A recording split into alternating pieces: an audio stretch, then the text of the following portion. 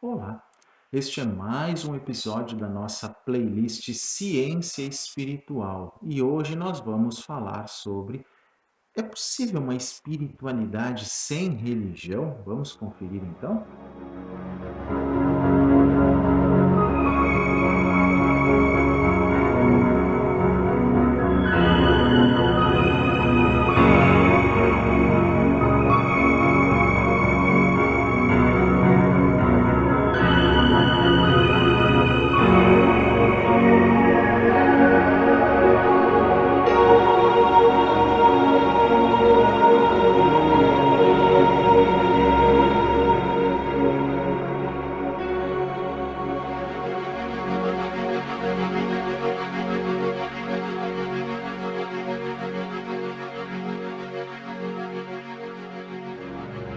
Espiritualidade sem religião.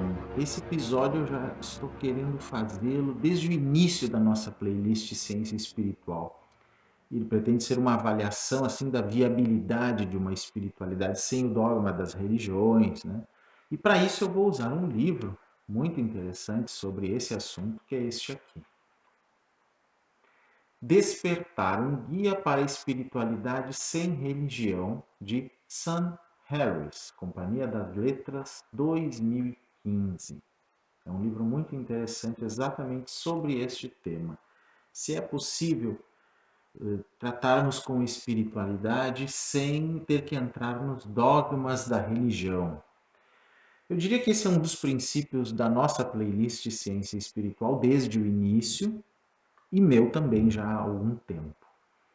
Eu mesmo já passei por várias religiões na minha vida, não só como prática, como também como estudo. Por estudo eu passei por várias. E cheguei a algumas conclusões que me levam a dizer que o dogma está com seus dias contados. Eu falo isso em vários vídeos, inclusive em vários vídeos, né? Inclusive aquele vídeo Dogma, a grande fake news da história, que foi inclusive o primeiro em que o Renan Schwingel apareceu aqui conosco. E essa pergunta de se é possível uma espiritualidade sem religião, primeiro nós temos que diferenciar espiritualidade de religião, né? O que é a religião em si? Ela seria algo dogmático, ou seja, as coisas têm seus dogmas, seus princípios, e eles não mudam normalmente. Eles até mudam historicamente falando, mas dentro do momento vivo de uma prática, de uma religião, o dogma é sagrado e não muda. É um caminho pré-determinado, portanto, né? É estilo ovelhinha seguidora, como eu falo. E nesse sentido não há muito lugar para um misticismo transcendental assim do indivíduo. Já o que eu chamo de espiritualidade, não apenas eu, como muitos outros, ela já está mais pautada na espontaneidade, como um caminho individual, ela se mostra, e não como uma massa, né, uma coletividade. Então é mais místico e até transpessoal, poderíamos dizer assim. Então eu diria que a espiritualidade está mais conectada ao indivíduo, à possibilidade do protagonismo do indivíduo, e a religião, ou as religiões instituídas, elas são massificantes. Então, a massa de fiéis lideradas por um guru, um mestre, um pastor, um padre, seja lá quem for, é que vão ditando como essa massa deve agir. Não há muito espaço para que o indivíduo tome suas próprias decisões nesse sentido espiritual. Não há muito espaço para que ele se conheça espiritualmente, para que ele estude isso. Mas numa visão espiritual moderna, sim. E é isso que eu chamo de ciência espiritual, é o que Steve Taylor, né, que é o autor do livro Ciência Espiritual, também diz, ele fala isso também, e muitos outros. E aqui, Sam Harris é um sujeito que ainda que é um pouco polêmico, né, porque ele, pelo seu ateísmo estrito, mas ele acabou se aproximando do budismo ao longo do tempo e aí se aproximou mais da espiritualidade. E, independente da religião, ele acredita que ela sim é válida. Isso ele fala nesse livro, Despertar. De todos os livros que ele já escreveu, é o que mais se aproxima de uma espiritualidade viável. Os outros eram muito críticos, né, em relação às religiões e não apresentavam grandes opções, né? Mas só vocês conhecerem um pouco mais quem é o Sam Harris, né? Sam Harris, ele nasceu em 1967. Ele é um escritor, filósofo, neurocientista americano. Ele é autor de A Morte da Fé, publicado em 2004, e de Carta a uma Nação Cristã, em 2006, que é uma resposta às críticas que o livro anterior recebeu, né, o A Morte da Fé. Em 2009, ele completou seu doutorado em neurociência na Universidade da Califórnia, em Los Angeles. A sua obra aborda uma vasta gama de tópicos, incluindo racionalidade, religião, ética, livre-arbítrio, neurociência, meditação, psicodélicos, filosofia da mente, política, terrorismo e inteligência artificial. Harris sobressaiu pela sua crítica às religiões e até ao islamismo, né? E em particular. E então ele é descrito como um dos 4 cavaleiros do ateísmo ou um dos 4 cavaleiros do não-apocalipse. Então, quem seriam os outros 3 cavaleiros? Seriam o Richard Dawkins, o Christopher Hitchens e Daniel Dennett. Seriam os 4, então, juntando com o Sam Harris. Após ter sido imensamente criticado em consequência de suas críticas à dogmática religiosa, Sam Harris é cauteloso em revelar detalhes de sua vida pessoal e sobre o seu passado. Ele fala que foi criado por uma mãe judia e um pai Quaker e disse para a revista Newsweek que quando era criança teria recusado fazer a famosa cerimônia do Bar Mitzvah, uma importante cerimônia, né, um importante rito de passagem do judaísmo moderno. Frequentou a Universidade de Stanford na condição de aluno de graduação em língua inglesa, mas deixou os estudos depois de uma experiência com o LSD, que lhe alterou a perspectiva de vida. Durante esse período estudou o budismo e a meditação e leu centenas de livros sobre religião. Daí que ele formou seu pensamento, assim como eu formei o meu também a partir de leituras e de prática. Após 11 anos, retornou para Stanford, onde obteve a sua graduação em filosofia. Mais tarde, obteve o seu doutorado em neurociência na Universidade da Califórnia, em Los Angeles, utilizando imagens de ressonância magnética para conduzir pesquisas sobre a base neurológica das crenças, descrenças e incertezas. A mensagem básica de Harris é a de que chegou a hora de questionar livremente a ideia de fé religiosa. Vejam que interessante isso que ele propõe. Ele entende que a sobrevivência da civilização está em perigo devido ao tabu de não se permitir questionar as crenças religiosas. Ou seja, ele está contestando aquilo que é meio comum no dia a dia, não se discute política e religião. Ele está dizendo, sim, se discute religião e também se discute política. Claro que sim, porque a humanidade depende disso para sobreviver, né? Enquanto realça o que ele considera como um problema particular posto pelo islamismo, neste momento com relação, por exemplo, ao terrorismo internacional, né? Harris diretamente critica as religiões de todos os tipos e tendências. Ele enxerga a religião como um impedimento para o progresso em relação a abordagens mais esclarecidas da ética e da espiritualidade. Ou seja, o aspecto religião para ele é muito maléfico para a humanidade, não a espiritualidade em si, que é inclusive uma opinião que eu compartilho muito, na verdade, principalmente hoje em dia, diante do que nós estamos vendo. Embora ateísta por definição, Harris afirma que o termo é desnecessário. Sua posição é a de que o ateísmo não é uma visão de mundo ou filosofia, mas a destruição de ideias más. Interessante essa definição, né? Declara que a religião é especialmente cheia de ideias más, chamando de um dos mais perversos maus usos da inteligência que já inventamos. Compara as crenças religiosas modernas com os mitos dos antigos gregos que foram em tempos aceitos como verdadeiros, mas que atualmente são obsoletos.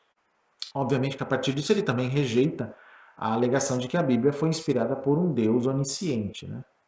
Declara que se fosse o caso, né, o livro iria fazer predições específicas, constatáveis sobre os eventos humanos.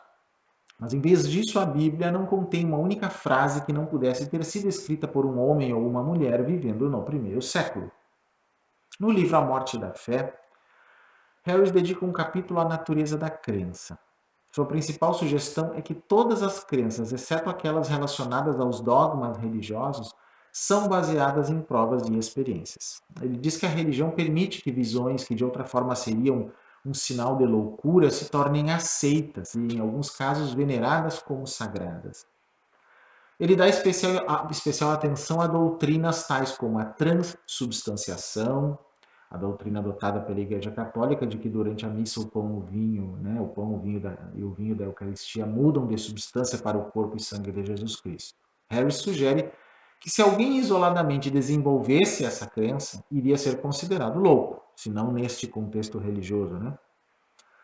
Ele entende ser meramente um acidente da história, ser considerado normal em nossa sociedade, acreditar que o Criador do Universo possa ouvir nossos pensamentos, enquanto que é demonstrativo de doença mental acreditar que ele está se comunicando com você por batidas de chuva em código Morse na janela do seu quarto. Ou seja, ele mostra que são mais ou menos da mesma natureza essas questões.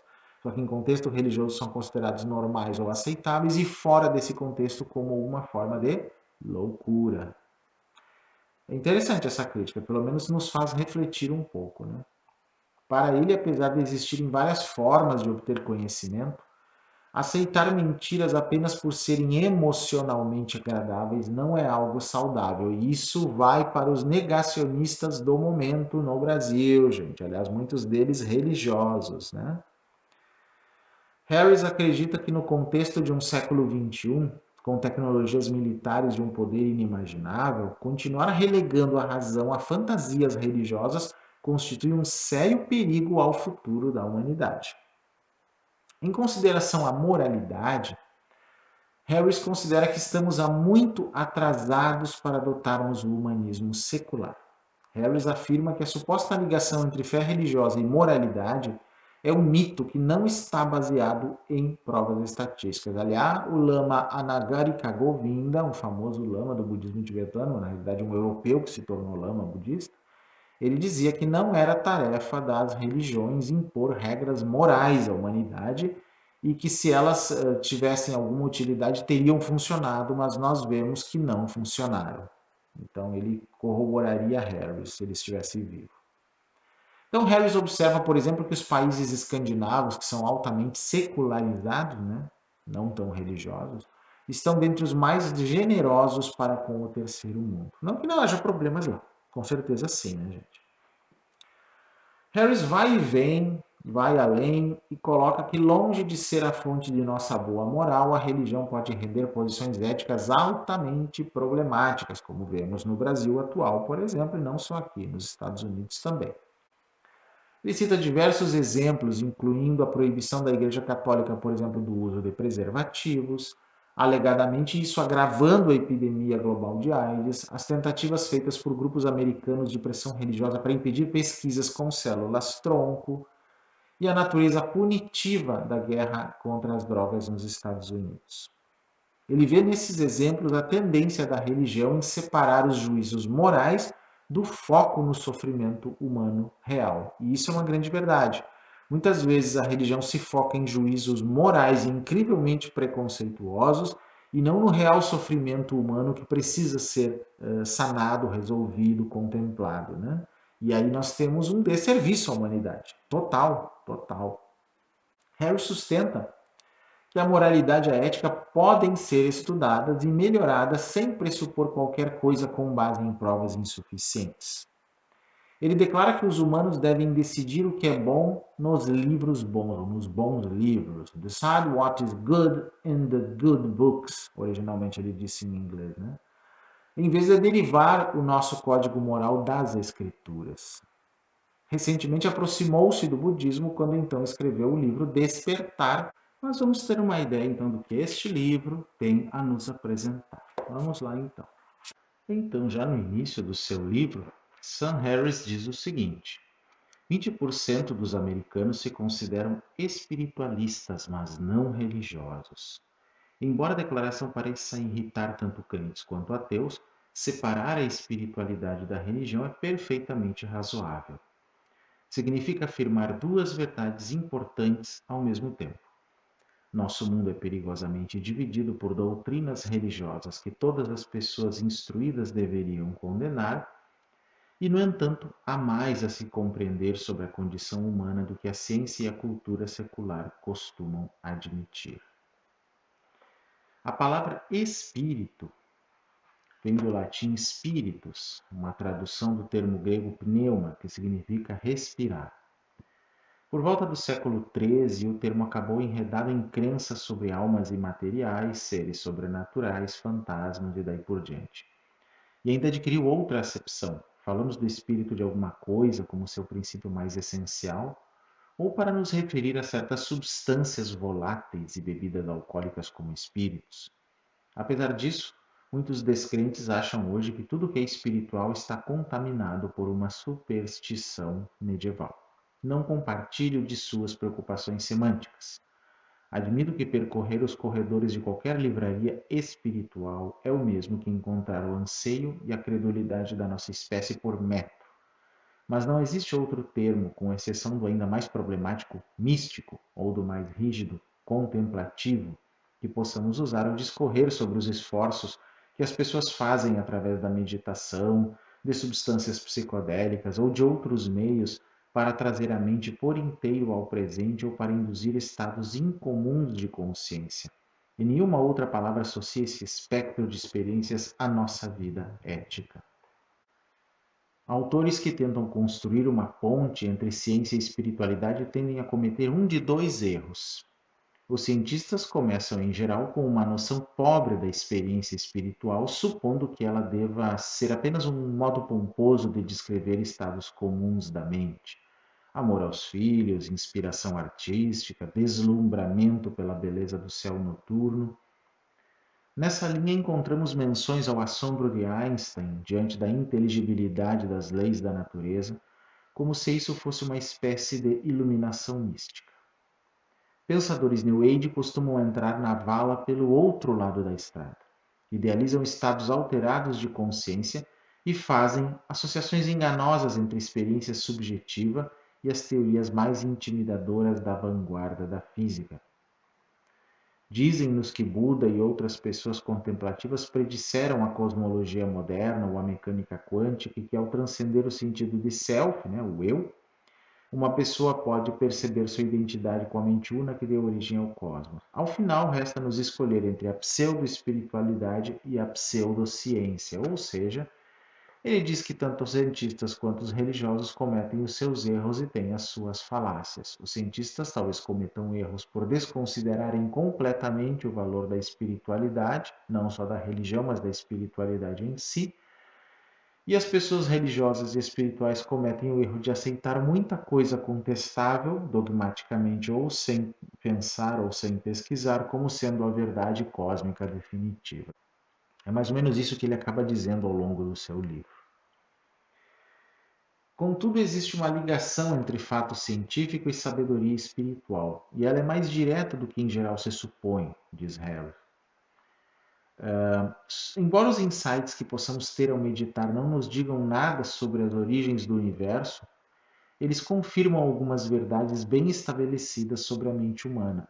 Nosso sentido convencional de self, de eu, é uma ilusão. Emoções positivas como compaixão e paciência são capacidades que podem ser ensinadas. E o modo como pensamos influencia diretamente nossa experiência de mundo. Então, dentro da ciência, ele critica os cientistas que não dão nenhuma importância à espiritualidade, simplesmente jogam tudo no lixo, mas diz que o fato científico deve ser considerado. Ele também critica a religião, dizendo que ela é feita de muitas superstições, mas que a sabedoria espiritual, essa sabedoria espiritual de muito tempo que nós já temos no mundo, deve ser considerada assim. E nesse caso ele utiliza no livro dele noções da meditação, budista em especial, para considerar esses aspectos. Mais adiante ele diz que é preciso distinguir entre espiritualidade e religião, porque pessoas de todos os credos e pessoas sem fé alguma têm os mesmos tipos de experiências espirituais, embora esses estados mentais costumem ser interpretados da perspectiva de uma ou de outra doutrina religiosa, e sabemos que isso se trata de um erro. Nada do que um cristão, um muçulmano e um hindu possam experimentar, como amor autotranscendente, êxtase, felicidade suprema ou luz interior, constitui uma evidência da veracidade de suas crenças tradicionais, porque suas crenças são logicamente incompatíveis entre si, entre todas essas religiões. Não podem ser todas verdadeiras, ele quer dizer. Sem dúvida, há um princípio mais profundo em ação, alguma outra coisa transcendente que ele quer dizer, que é interpretada pelas pessoas de acordo com a sua crença religiosa. Aliás, é um princípio muito interessante esse que ele fala no seu livro. Como ele diz, embora as experiências de autotranscendência costumem ser interpretadas em bases religiosas, não há nelas, em princípio, nada de irracional. Tanto por uma perspectiva científica quanto filosófica, elas representam uma compreensão mais clara do modo como as coisas são. Então, para ele, espiritualidade significa o aprofundamento da compreensão e a indicação reiterada da ilusão representada pelo self, ou a ilusão do eu. Né? Muitas vezes me perguntam o que substituirá a religião organizada. Eu também me pergunto isso. A resposta, acredito, é nada e tudo. Nada precisa substituir doutrinas absurdas e controversas, como a ideia de que Jesus retornará à Terra e lançará os descrentes em um lago de fogo, ou de que a morte em defesa do Islã é o bem supremo. Trata-se de ficções aterradoras e degradantes. Mas e quanto ao amor, a compaixão, a bondade moral e a autotranscendência? Muita gente ainda imagina que a religião é o repositório verdadeiro dessas virtudes. Eu não acredito mais, gente, com certeza. Para mudar essa noção, precisamos falar sobre toda a gama de experiências humanas de um modo livre de dogmas, então, como já é a melhor ciência, né? Não que não exista a má ciência. Então, a filosofia também pode ser livre de dogmas, a boa ciência e o que nós chamamos de ciência espiritual. Mas aí falando um pouquinho sobre essa questão da ética na busca espiritual, Harris diz o seguinte: a maioria das tradições de espiritualidade também sugere uma ligação entre a autotranscendência e o viver com ética. Isso é interessante. Então, o próprio Dalai Lama já falou isso, que ainda que as religiões tenham as suas divergências, e não são poucas, em bases éticas elas são muito semelhantes, e é isso que deveria ser enfatizado em qualquer diálogo interreligioso, né? Contudo, há aspectos mais profundos sobre a natureza de nossa mente a serem percebidos, como diz Harry. Infelizmente, eles têm sido discutidos apenas no contexto da religião e, portanto, envolvidos em falácias e superstições ao longo de toda a história humana. E talvez esteja agora na hora da ciência também falar um pouco disso.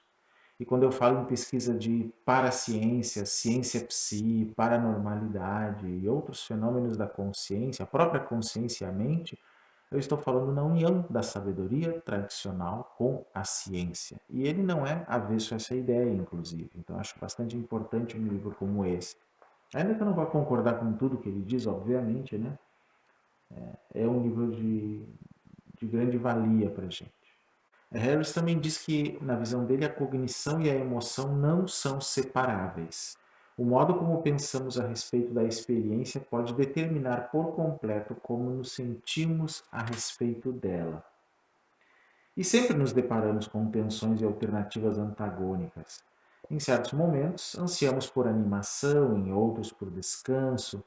Né? Podemos adorar vinho e chocolate, mas raramente no café da manhã. Seja qual for o contexto, nossa mente se move sem parar, em geral na direção do prazer ou de sua fonte imaginada e para longe da dor. Né? Muitos já notaram isso, o próprio Buda já notou isso. E sobre as religiões, que é o grande ponto aqui no livro dele, ele diz que muitas vezes somos incentivados a acreditar que as religiões são todas iguais. Inclusive a teosofia fez isso, o perennialismo fez isso, todo tipo de universalismo fez esse tipo de coisa e parece bastante prejudicial. Né? Todas ensinam os mesmos princípios éticos, todas exortam seus seguidores a contemplar a mesma realidade divina, todas são igualmente sábias, compassivas e verdadeiras em sua esfera, ou igualmente controvertidas e falsas, dependendo do ponto de vista. Nenhum adepto sério de qualquer fé pode acreditar nisso, pois a maioria das religiões faz afirmações sobre a realidade que são mutuamente incompatíveis. Isso é uma coisa que pouca gente fala. Né? É impossível para qualquer fé, por mais elástica que seja, honrar plenamente as afirmações de verdade de outra. Ele abre uma questão aqui de que talvez os diálogos interreligiosos sejam nada mais do que uma grande hipocrisia nesse aspecto, porque cada um ali só acredita na sua própria religião e na sua própria verdade, não está realmente querendo entender a verdade alheia, né? Então, judeus, cristãos e muçulmanos devotos acreditam ser deles a única revelação verdadeira e completa, porque isso é o que seus respectivos livros santos dizem de si mesmos. Só os secularistas e os diletantes da New Age podem confundir a tática moderna do diálogo entre fés com uma unidade básica de todas as religiões, ou os teósofos, né, os perennialistas, seja quem for. E ele fala isso e é uma coisa que eu já observo há muitos anos. Já a ciência, ou uma ciência espiritual, seria a única que poderia fazer alguma coisa nesse sentido, porque ela não pretende ter a verdade definitiva, não pretende ser uma fé única, uma fé com uma verdade definitiva. Aí nós temos alguma salvação nesse processo todo, né? Há tempos argumento, diz Harris, que a confusão em torno da unidade das religiões é um artefato da linguagem. Religião é um termo como esporte. Alguns esportes são pacíficos, mas incrivelmente perigosos, né? Escalada em rocha, na modalidade solo livre. Outros são mais seguros, mas sinônimos de violência, como as artes marciais mistas. E outros trazem riscos de lesão tão significativos quanto ficar em pé sob o chuveiro, como o boliche. Falar sobre esportes como uma atividade genérica impossibilita discutir o que os atletas fazem de fato ou os atributos físicos necessários para praticá-los. O que todos os esportes têm em comum, além da necessidade de respirar? Não muito. O termo religião também não é mais útil que isso na visão de Harris. O mesmo se pode dizer sobre espiritualidade, como ele diz. As doutrinas esotéricas encontradas em cada tradição religiosa não derivam todas dos mesmos insights. E isso eu já falo há muito tempo, e uma das poucas pessoas com quem eu consigo falar sobre isso é com o monge Joaquim Monteiro, que esteve no último sábado aqui fazendo uma live sobre perennialismo e outras falácias conosco. Tampouco são igualmente empíricas, lógicas, parcimoniosas ou sábias. Nem sempre apontam para a mesma realidade fundamental e, quando fazem, não o fazem igualmente bem. Seus ensinamentos também não prestam no mesmo grau a serem exportados para além das culturas que os conceberam. Entretanto, fazer distinções desse tipo é muito mal visto nos círculos intelectuais. Em muitos círculos, fazer comparações desagradáveis assim significa condenação por intolerância. Não vejo dessa forma, não. Um modo de se equivocar sobre a questão é declarar que todos os ensinamentos espirituais são inflexões da mesma filosofia perene. Criticando isso, Sam Harris se mostra, assim como eu, Joaquim Monteiro e o próprio professor Ricardo Mário Gonçalves, como antiperennialista, com toda certeza. Diz ele, o escritor Aldous Huxley pôs essa ideia em evidência ao publicar uma antologia com esse título, né, o Filosofia Perene. E ele tentou justificar essa ideia, né, que nós já conhecemos bem, de que há um corpo comum, né, uma metafísica mais ou menos igual entre todas as religiões. E isso que nem Harris nem nós aceitamos, né? Embora Huxley tenha sido um tanto cauteloso na escolha das palavras sobre isso, né, no livro dele, a noção de um fator comum supremo a unir todas as religiões começa a se desintegrar no momento em que exigimos detalhes. Por exemplo, as religiões abraâmicas são incorrigivelmente dualistas e baseadas na fé. No judaísmo, no cristianismo e no islamismo, a alma humana é concebida como genuinamente separada da realidade divina de Deus. A tradição oriental apresenta um quadro da realidade muito diferente, e seus ensinamentos mais elevados, encontrados nas várias escolas do budismo e da tradição hindu do Advaita Vedanta, transcendem de modo explícito o dualismo. Segundo esses ensinamentos, a própria consciência é idêntica à realidade que alguém de outro modo poderia confundir com Deus. Embora esses ensinamentos façam afirmações metafísicas que todo estudante sério de ciência consideraria inacreditáveis, eles se concentram em um conjunto de experiências que as doutrinas do judaísmo, do cristianismo e do islamismo consideram impensáveis. E aí já tem uma grande divergência, né? Uma grande diferença nesse sentido. Embora os ensinamentos do budismo e do Advaita estejam embutidos em religiões mais ou menos convencionais, eles contêm insights empíricos sobre a natureza da consciência que não dependem da fé. É possível praticar a maioria das técnicas da meditação budista ou o método do autoconhecimento do Advaita e experimentar as mudanças anunciadas na consciência sem jamais acreditar na lei do karma ou nos milagres atribuídos a místicos indianos. Pode-se falar sobre o budismo despojado de seus milagres e suposições irracionais. O mesmo não se pode dizer do cristianismo e do islamismo, por exemplo. Então, a gente faz uma separação bem clara e é bem crítico nesse sentido, né, em relação a essa questão da diferença entre religiões orientais e ocidentais. Aí, inclusive, falando um pouco mais sobre o budismo, ele diz mais adiante: o budismo tem despertado um interesse especial em cientistas ocidentais por várias razões, né? Não é uma religião baseada, sobretudo, na fé e seus ensinamentos centrais são totalmente empíricos. Apesar das superstições acalentadas por muitos budistas, a doutrina tem um cerne prático e lógico que não requer suposições injustificadas. Muitos ocidentais notaram isso e se sentiram aliviados por encontrar uma alternativa espiritual ao culto baseado na fé. Não é por acaso que a maior parte das pesquisas científicas atuais sobre meditação se concentra em técnicas budistas. O budismo, em particular, possui uma literatura sobre a natureza da mente que não tem comparação na religião e na ciência do Ocidente. Os ensinamentos do budismo, assim como, de modo geral, os da espiritualidade oriental, salientam a primazia da mente. Há perigos nesse modo de ver o mundo, sem dúvida. Concentrar-se em treinar a mente enquanto se exclui tudo mais pode levar ao quietismo político e à conformidade das colmeias, o que, aliás, é um problema que o budismo brasileiro tem padecido e é uma crítica que eu, o professor Joaquim Monteiro, principalmente, temos feito, né, nos nossos vídeos e oportunidades de fala pública.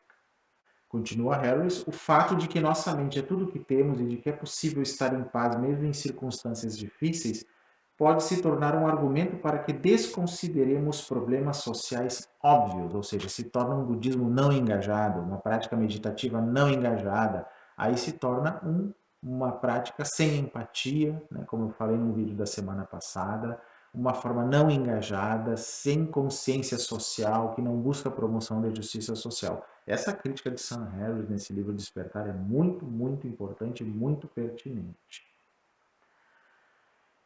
O mundo precisa desesperadamente melhorar. Em âmbito global, liberdade e prosperidade continuam sendo exceções, mas isso não significa que temos de ser infelizes enquanto trabalhamos pelo bem comum. Então, dá para meditar e lutar por justiça social, ter consciência social? Sim.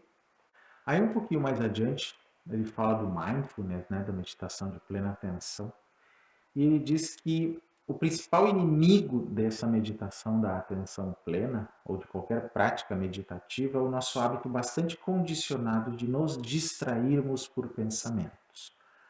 O problema não são os pensamentos em si, mas o estado de pensarmos sem saber que estamos pensando. A maioria das pessoas que pensa que está meditando está apenas pensando de olhos fechados, eu falo muito disso, né? Ou estão só relaxando ou quase dormindo. Buda ensinou a atenção plena como a resposta apropriada à verdade de dukkha, palavra pali que se costuma traduzir com um tanto de equívoco por sofrimento.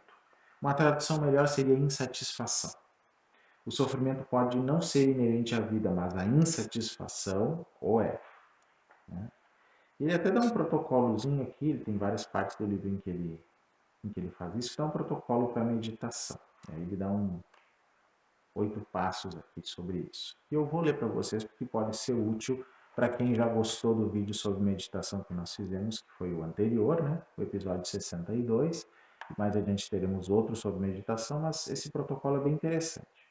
Primeiro, sente-se confortavelmente com a coluna ereta em uma cadeira ou de pernas cruzadas numa almofada. Segundo, feche os olhos, respire fundo algumas vezes e sinta os pontos de contato entre seu corpo e a cadeira ou o chão. Repare nas sensações associadas a estar sentado, de pressão, calor, formigamento, vibração, etc. 3. Aos poucos, tome consciência do processo de respirar. Preste atenção aos locais onde você sente que o ar se movimenta de modo mais definido, nas narinas ou no sobe e desce do abdômen. 4. Permita que sua atenção incida na simples sensação de respirar. Você não precisa controlar a respiração, apenas deixe que o ar entre e saia de modo natural. 5. Toda vez que se perder em pensamentos, volte delicadamente a atentar para a respiração. 6. Ao se concentrar no processo de respirar, você também perceberá sons, sensações corporais ou emoções. Apenas observe esses pensamentos, esses fenômenos, à medida que eles aparecerem na consciência. Depois, retorne à respiração. 7. No momento em que notar que se perdeu em pensamentos, observe o pensamento presente como um objeto da consciência. Depois volte a prestar atenção à respiração ou a quaisquer sons ou sensações que surjam em seguida. E 8. Continue desse modo até poder apenas testemunhar todos os objetos da consciência, visões, sons, sensações, emoções e até os próprios pensamentos, conforme eles surgem, mudam e passam. Então, essas são as instruções básicas que vêm muito do budismo, inclusive, e que ele acaba aplicando aqui. Mas a gente ele fala especificamente sobre a meditação, dizendo o seguinte: psicólogos e neurocientistas reconhecem hoje que a mente humana tende a divagar empenhada nos chamados pensamentos independentes de estímulos. Então a mente divaga o tempo todo, né? De modo geral, prestar atenção no que está fora de nós reduz a atividade na linha mediana do cérebro, enquanto pensar em nós mesmos a eleva. A meditação da atenção plena e a meditação da bondade amorosa, Metta Bhavana, como é chamada no budismo, também diminuem a atividade, né, cerebral, e o efeito é mais pronunciado entre meditadores experientes, que enquanto meditam e também estão em repouso. Né? Embora seja cedo demais para tirarmos conclusões decisivas com base nessas descobertas, elas insinuam uma ligação física entre a experiência de estar perdido em pensamentos e o sentido de self, e também um mecanismo pelo qual a meditação poderia reduzir as duas coisas. Então, como ele diz, há várias razões para que a gente adote a meditação na nossa vida, porque ela tem realmente resultados muito positivos, tanto do ponto de vista da tradição meditativa quanto do que a ciência tem descoberto agora. Mas o objetivo mais profundo da espiritualidade, como diz Harris, é se libertar da ilusão do self, ou do eu, né? E buscar essa liberdade como se ela fosse um estado futuro a ser alcançado por meio de esforço. E isso é reiterar, na verdade, grilhões do nosso aparente cativeiro a cada instante. Aí vem uma divergência entre gradualismo e meditação de realização súbita. E ele fala isso tradicionalmente. Há duas soluções para esse paradoxo. Uma delas é desconsiderá-lo e adotar várias técnicas de meditação na esperança de que haja uma evolução. Algumas pessoas parecem consegui-lo, mas muitas fracassam.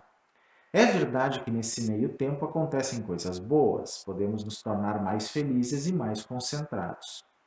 Mas também podemos perder a esperança em todo o projeto. As palavras dos sábios podem começar a soar como promessas vãs e apenas ficamos no aguardo de experiências transcendentes que nunca chegam ou que são apenas temporárias.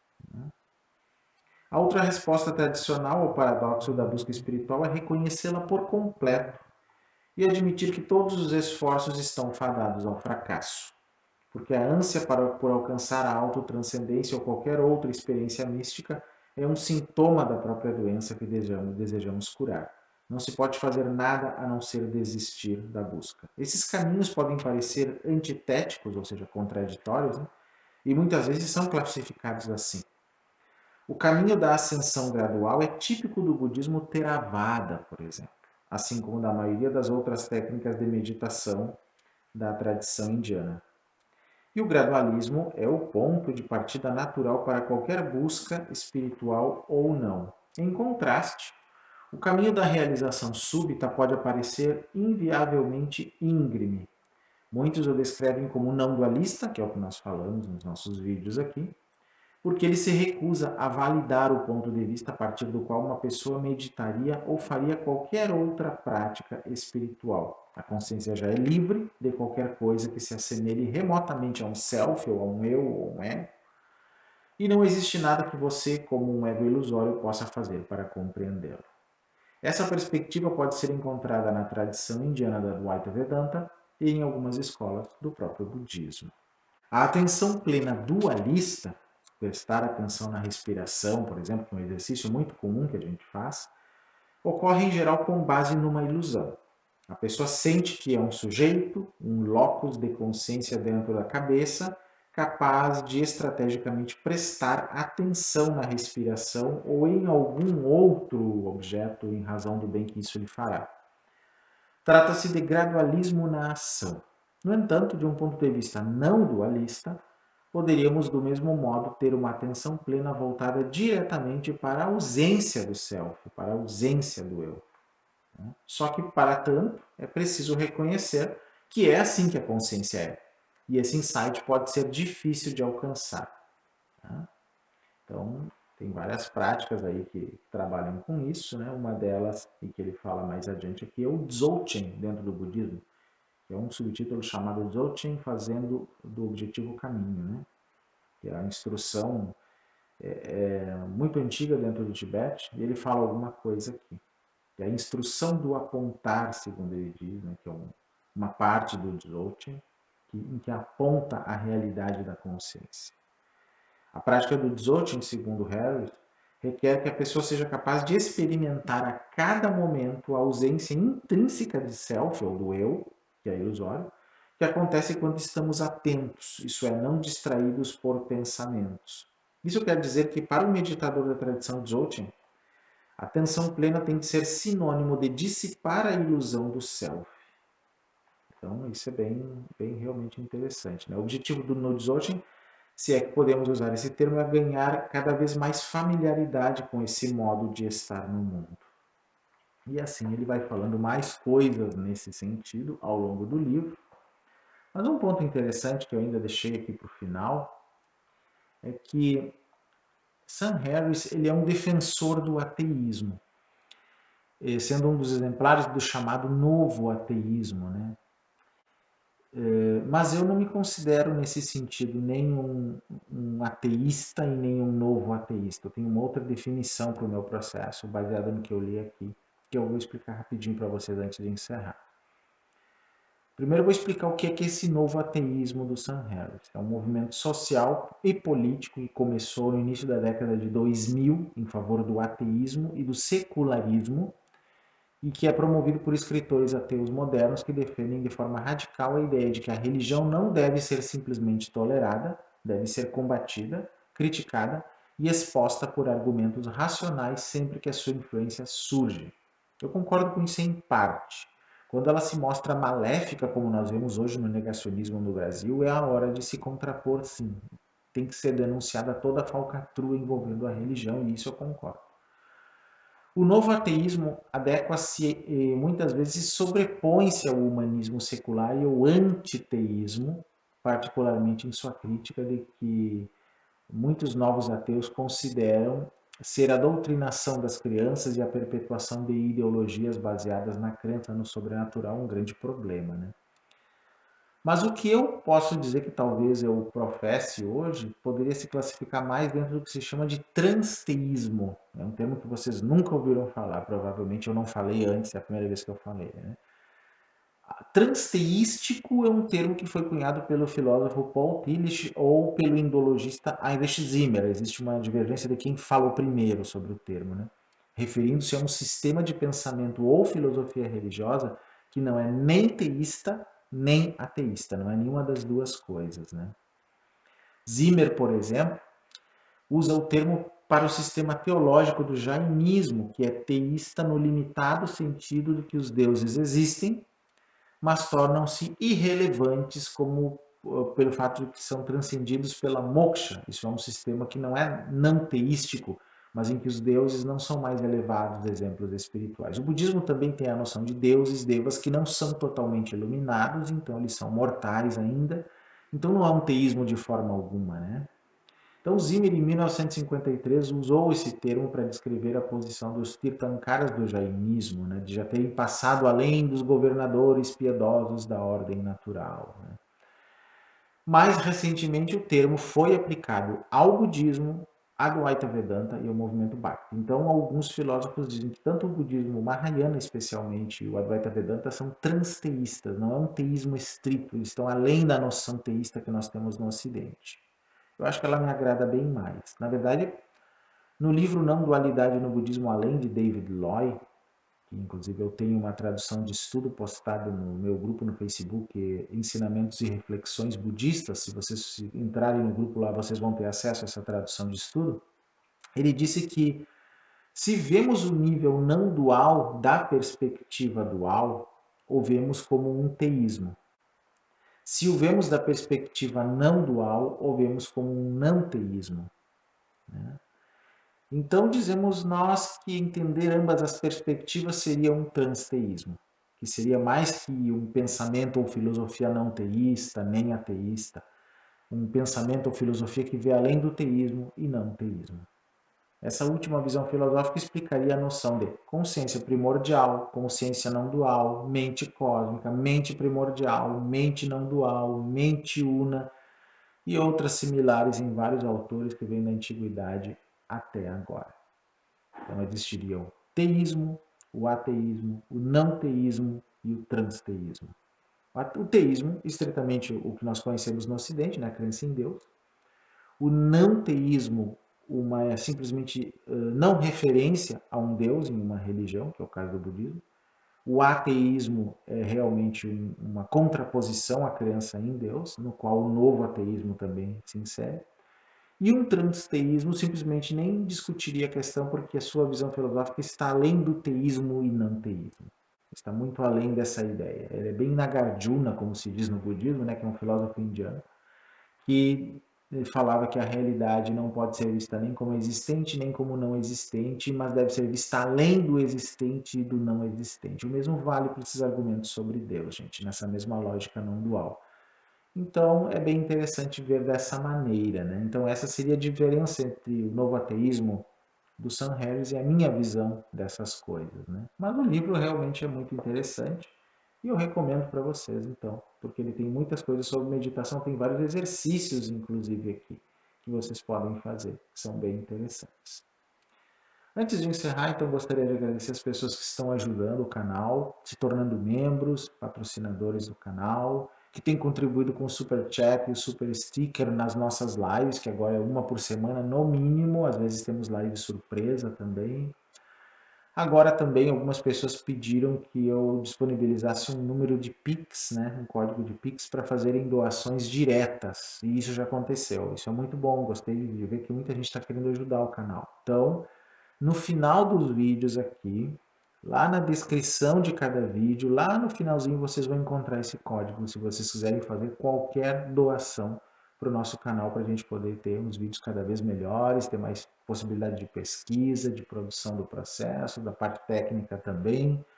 Eu agradeço muito isso. E então, se vocês gostaram desse vídeo, curtam o vídeo, compartilhem, se inscrevam no canal, divulguem para os seus amigos e conhecidos, e assim nós vamos todos crescendo juntos. Continuem sugerindo temas também, eu tenho usado muitas sugestões de vocês, podem ter certeza disso, eu até falo nos comentários quando eu faço isso. E na próxima semana, então, nós nos encontramos para algum outro tema muito interessante para vocês. Até lá, então.